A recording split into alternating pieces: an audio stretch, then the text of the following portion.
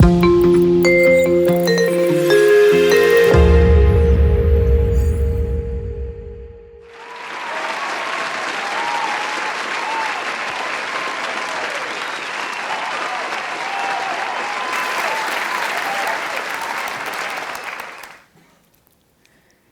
is something we don't talk about.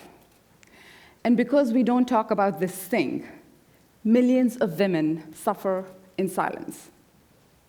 The silence robs them of strength, resilience, and careers. Perimenopause. Back in October of 2020, I started a new job in Irvine. I worked at this clinic as a functional medicine doctor, and I loved it. I would see multiple patients every day and derive a lot of satisfaction from my work. But little by little, in a few months, I started to feel a drag on my energy. I started to feel tired, run down, exhausted. Fatigue was overtaking my life. My work was affected, my children were affected. I knew something was wrong, but I didn't know what. I knew I needed help, but I didn't know where to begin.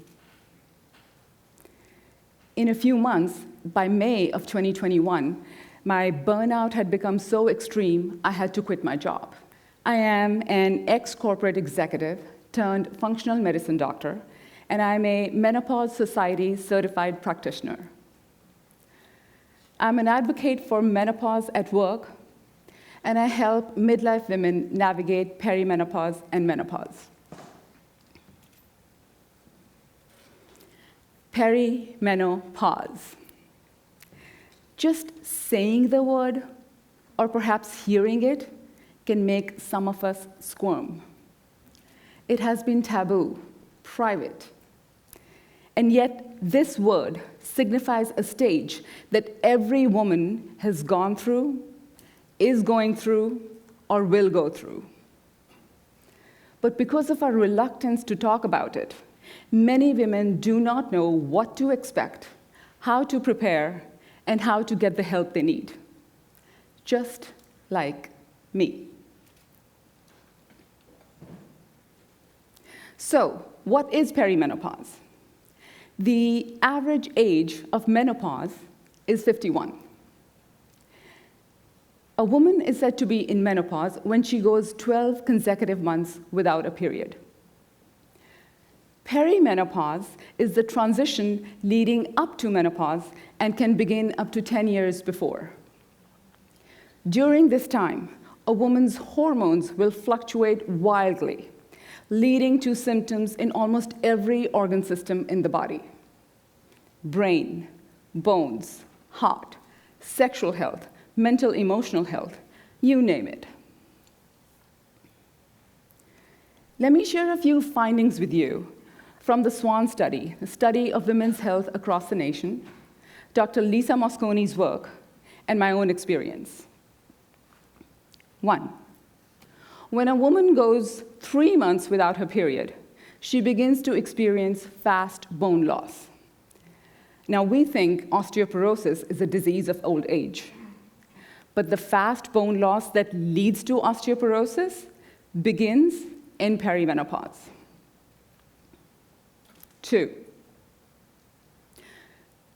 50% of women with frequent hot flashes will experience them for 7 years or more.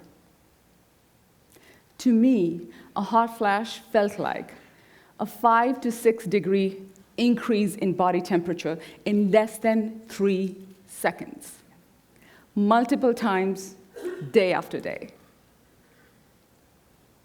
3. PET scans show that women can experience an up to 30% decline in brain energy during this time. The brain is actually remodeling with changes in regional connectivity and chemistry. These changes are correlated with changes in mood, sleep, and cognition. So when you hear a woman talk about brain fog or difficulty concentrating, these symptoms are likely related to the brain remodeling taking place. 4. 50% of women have trouble sleeping through the night, night after night, leading to fatigue, depression, anxiety. 5, sexual dysfunction increases the most in the 2 years leading to menopause. These symptoms are just the tip of the iceberg. The whole list is much longer. It's not like we don't know how to help women. As if we don't know how to help women navigate perimenopause and menopause. We do. We do have effective ways to help women through this transition. But there is one additional confounding factor. In 2002, the Women's Health Initiative published their findings on a study on the use of hormones for menopausal symptoms. The results were published with great fanfare.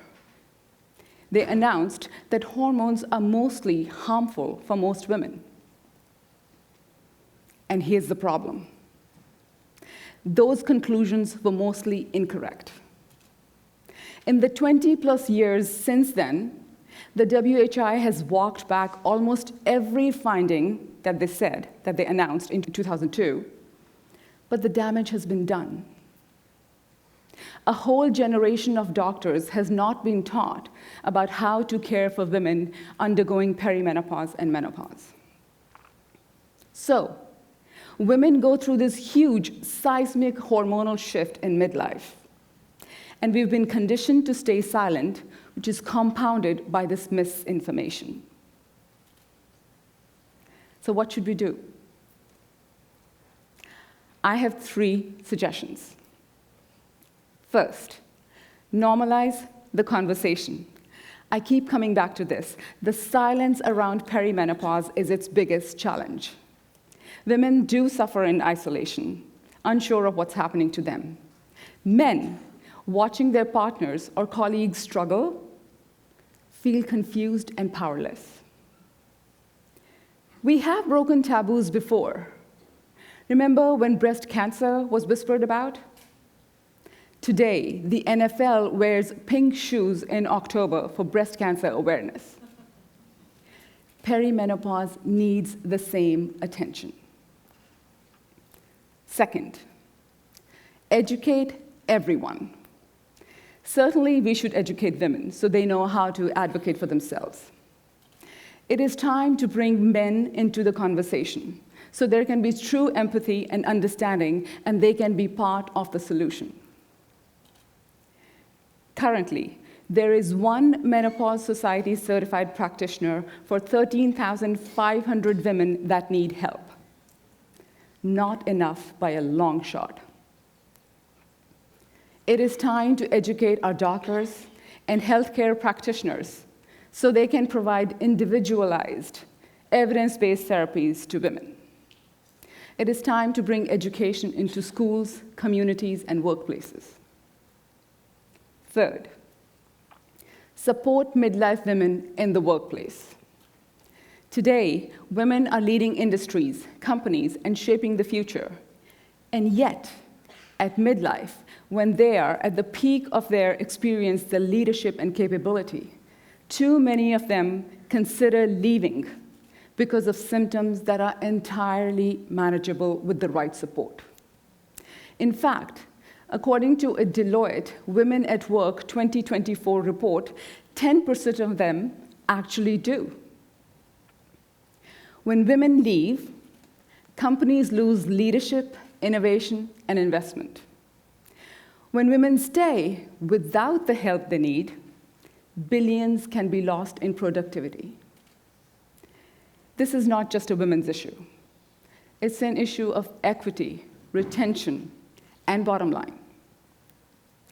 It is time for companies to recognize perimenopause as the workplace challenge it is and implement real solutions. There is a lot that we can do there.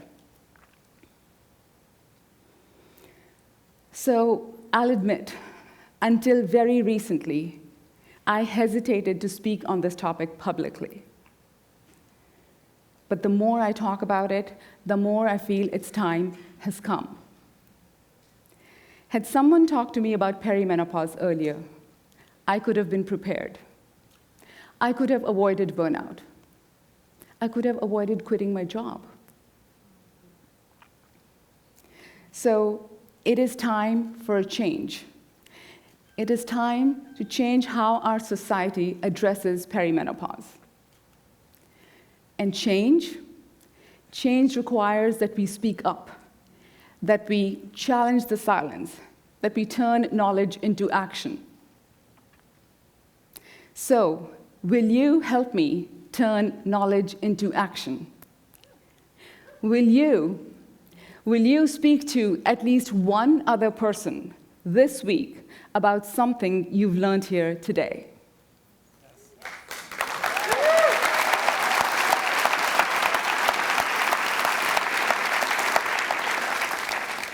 Will you help create a ripple effect of awareness that can bring empowerment and help change women's lives?